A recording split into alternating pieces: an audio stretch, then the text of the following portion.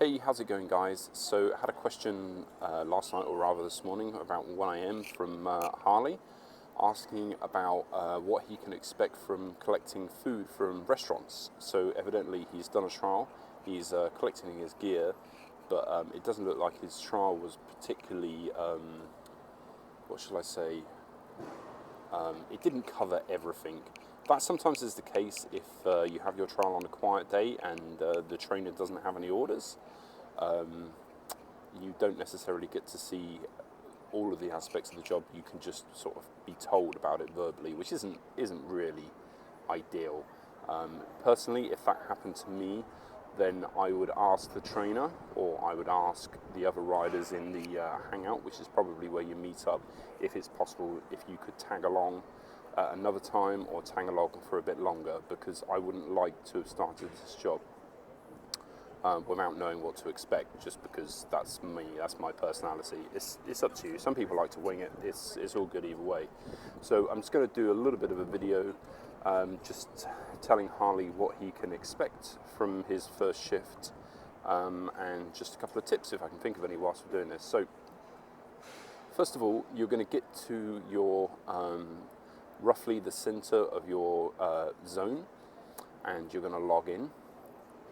There's probably going to be other riders there if it's a quiet day, and in which case you can ask them as many questions as you want.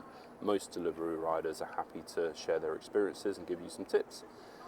So eventually, once you sign in, you have the waiting screen, and it will tell you every minute. It updates every minute, and it tells you it's updated, so you know that you're logged in. Then you will get an order, and what you will see is an accept screen. It will tell you the restaurant. It will show you a map pointing to the restaurant, and it will ask you to swipe to accept. You have 3 minutes to accept that order. Ideally, you need to do it within 30 seconds. I think that is your service level agreement or something along those lines. If you don't do it within 3 minutes, that gets counted as a unassigned order, and you only get so many of those, and it can look very unfavorably if you get too many. It's something like 10%. I don't know exactly, because I don't really have a problem with that. So we get, every 2 weeks, we get like a performance report, and ideally you need to be swiping within 30 seconds. If you're bombing it down a hill, it's not possible, but most of the time you can do it within a couple of seconds, no problem at all.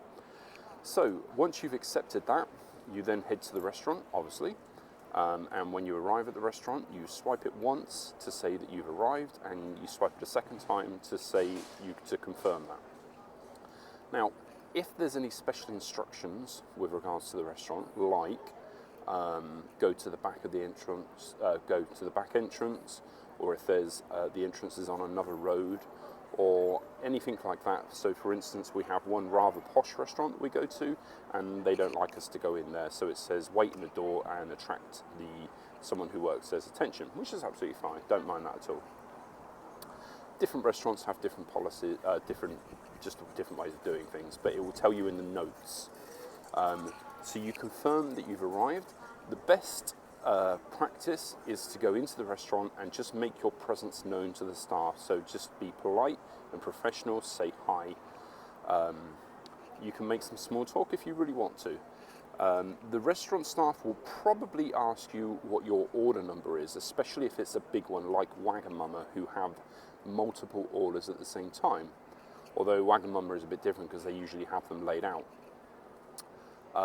So on your screen now, once you've confirmed it, it will tell you what you are collecting, and it will give you the order number. So you can give them the order number. Typically what you're given is in a bag. Sometimes the bags are sealed from places like Itsu, so you can't inspect that.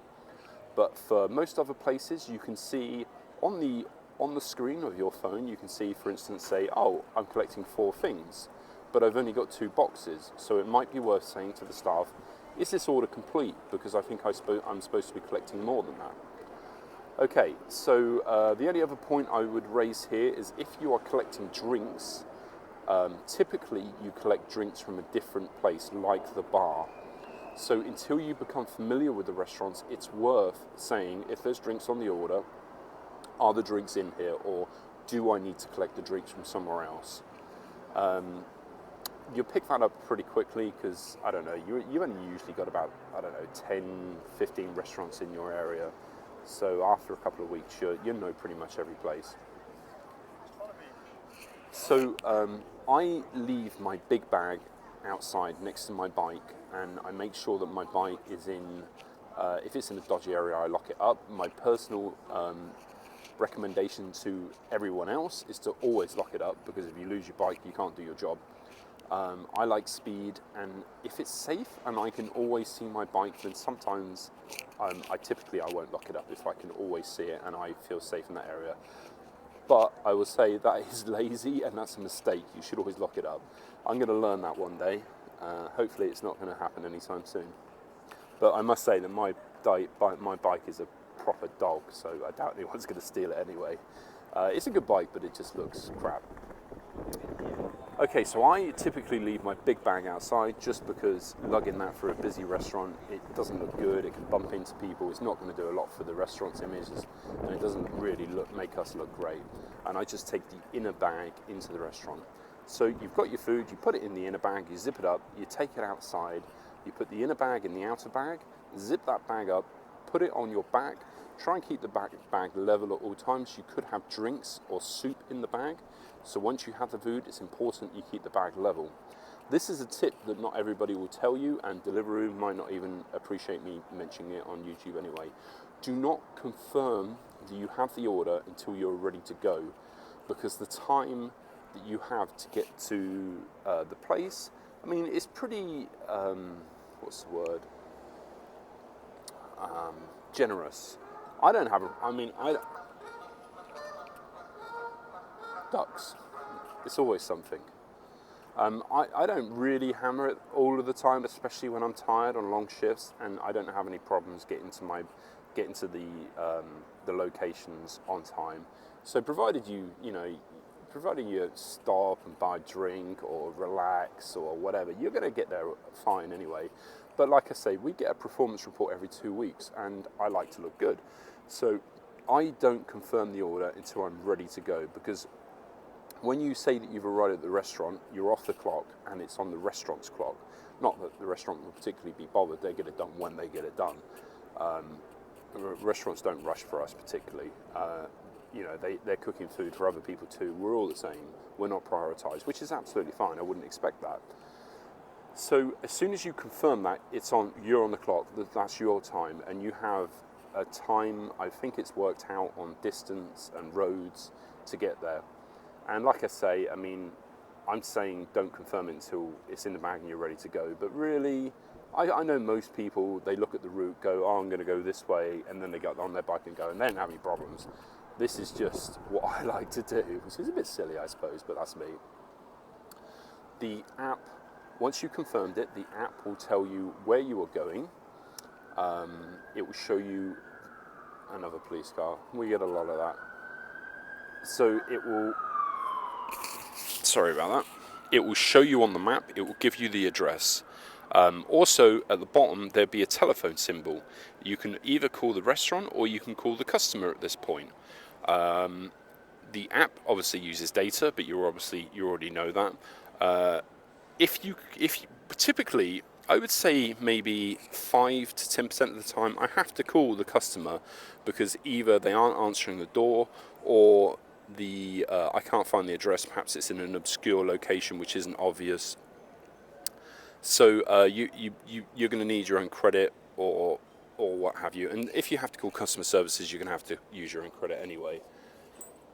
So you've got the food in the bag. You've gone to the customer.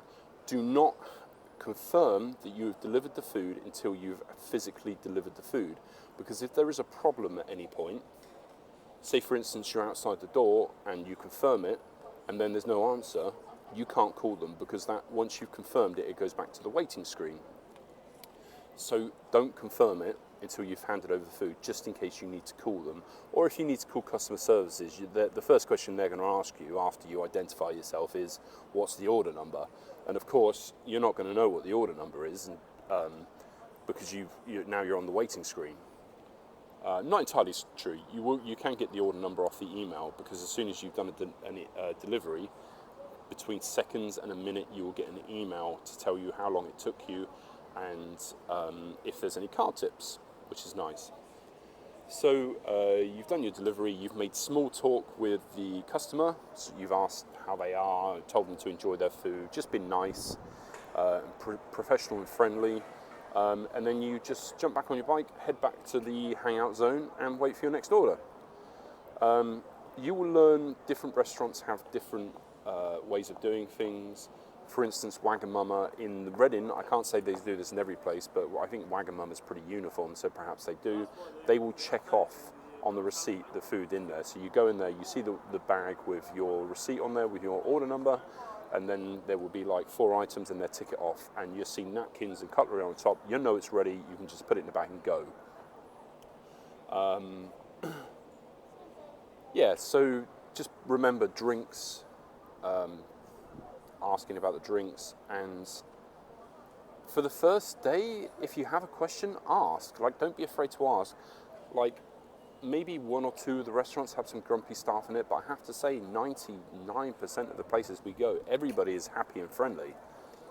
So if you have a question, ask. It's better to take a couple of seconds longer and do the job right and be confident you're doing the job right than it is to make a mistake and have the customer either call up customer services or you worry about it or whatever. So just, I don't know, go a bit slower on the first couple of days, get some confidence, and then you'll be fine. But yeah, any other questions, just leave a comment or email me. I'm happy to answer any questions. Yeah, so good luck with your first day. Take it easy.